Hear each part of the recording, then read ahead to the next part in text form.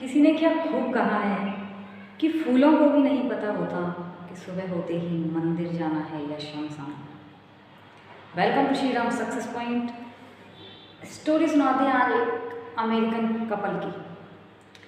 पति पत्नी हैं, बनती नहीं है दोनों में, जरा सी अनबन होने लगती है, उनके रिश्ते में कुछ गड़बड़ी आ जाती है, मतलब दोनों में अनबन आ जाती है, बनती नहीं है। अब कुछ महीनों के लिए दोनों ही डिस्टर्ब रहते हैं। जब किसी से लड़ाई झगड़ा हो जाता है तो हम भी डिस्टर्ब रहती हैं। आपका भी हुआ होगा घर में या किसी से बाहर, तो डिस्टर्ब हो ही जाते हैं। तो उनका मामला पहुंच जाता है कोर्ट में, केस पहुंच गया कोर्ट में, दोनों का हो जाता है डिवोर्स, तलाक हो जाता है दोनों का। और कोर्ट के जजमेंट के अकॉर्डिंग उस पति को अपनी पत्नी को बहुत बड़ी अमाउंट देनी पड़ती है। जो भी समझौता उनके बीच में हुआ हो उसके अकॉर्डिंग बहुत बड़ी राशि उसको देनी पड़ती है। और वो पहले से भी डिस्टर्ब रहा था, तो कर्जा वर्जा जो भी था उसका सबको चुकाने के बाद उसके पास ओनली $50 बच जाते हैं। सिर्फ $50 बचते हैं। बहुत ज़्यादा डिस्टर्ब व्यक्ति सोचता है अब मैं क्या करूँ $50 का, क्या पॉइजन ला के मर जाऊँ, या कहीं कूद कर अपनी जान दे दूँ, या ट्रेन के नीचे आ जाऊँ, या किसी रोड पर जाकर मेरा लेट जाऊँ तो एक्सीडेंट हो जाए। जरा सा समझदारी से भी काम लेता है और सोचता है, हालांकि ये समझदारी अभी नहीं है, मैं जाकर जुआ खेल लेता हूँ, मरना तो है ही है, $50 है, इसमें करूँगा क्या, ज़िंदगी में क्या होगा, मेरा $50 है, घर भी नहीं, कुछ भी नहीं बचा उसके पास, ओनली $50। वो चला जाता है जुआ खेलने, केसिनो, फिल्मों में देखा होगा आपने, विदेशी फिल्मों में जो राउंड वाला जुआ जो भी होता है, पहुंच जाता है।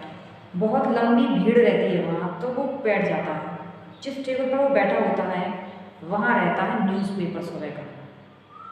न्यूज़पेपर में हेडलाइन रहती है कि जो वहाँ एक गोल्ड माइन है, सोने की खान, सरकार ने उस पर नीलामी का फैसला किया है, क्योंकि महीनों से उसमें खुदाई चल रही है, सोना निकला नहीं था।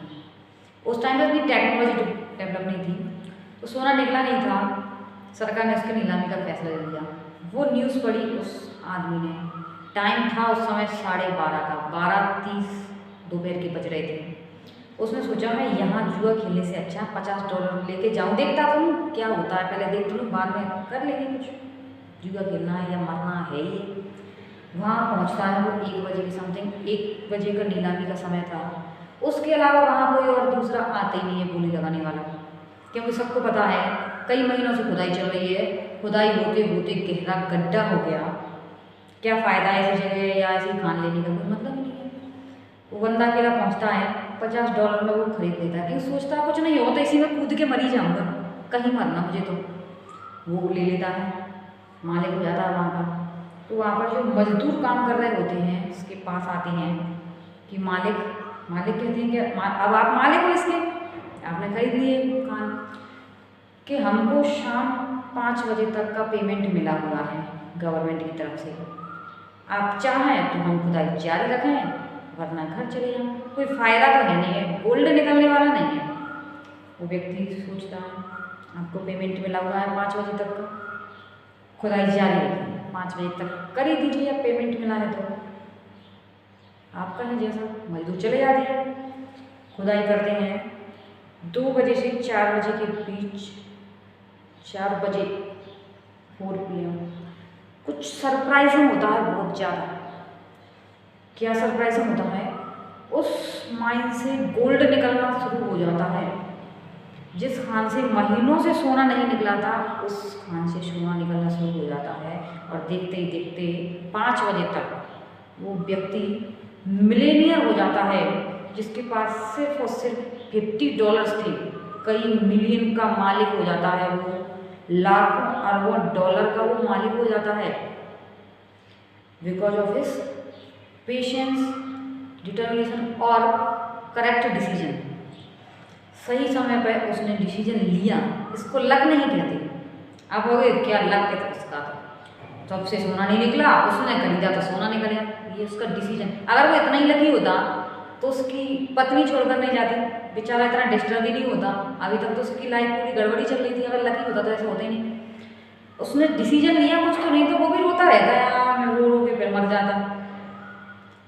सोचा $50 हैं, कहीं ना कहीं इनको अच्छे से इन्वेस्ट कर दो, फिर मरना तो है ही है। $50 में से वो कई अरबों करोड़ों डॉलर का मालिक बन गया। सही समय पर सही डिसीजन और पेशेंस बहुत बड़ी चीज़ होती है। एक और स्टोरी सुनाते हैं आपको। एक हिरण था, घने जंगलों में, गर्मियों के दिनों में सूखे से जंगल थे, पानी की तलाश में फिर रहा था।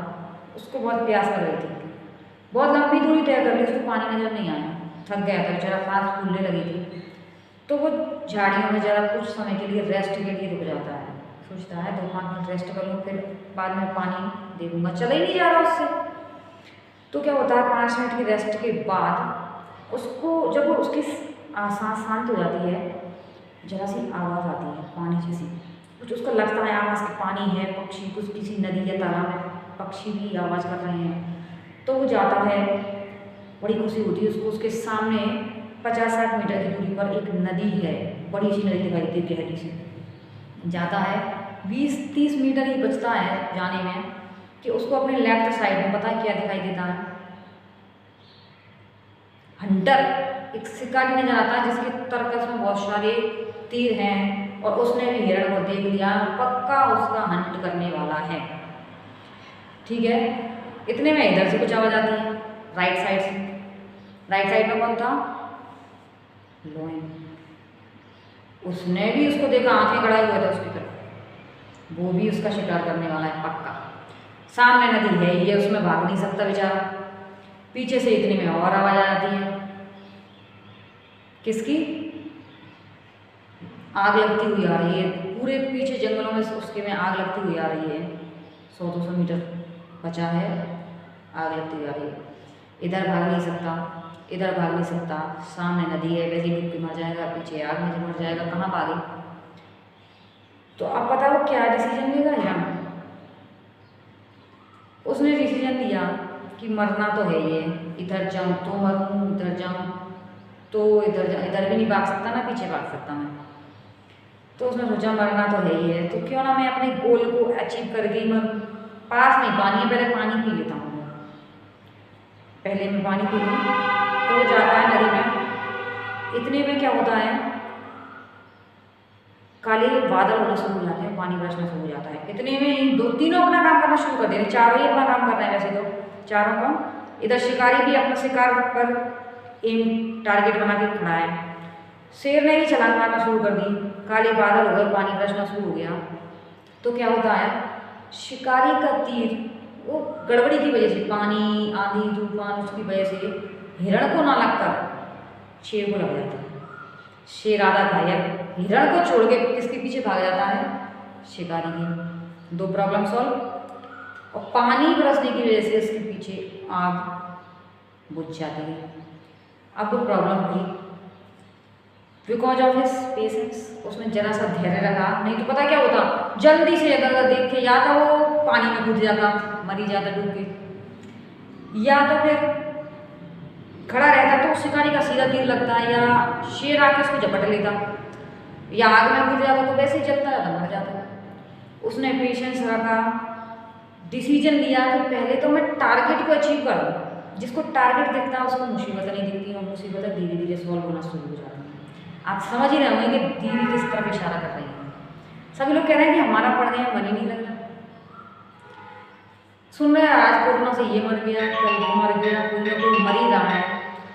तो नेगेटिविटी से दूर रहिए आप। 2 महीने, 3 महीने, 4 महीने बाद प्रॉब्लम सॉल्व हो ही जाएगी, सब नॉर्मल हो जाएगा।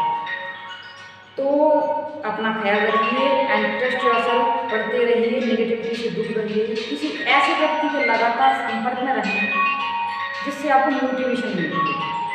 ओके, जय श्री राम।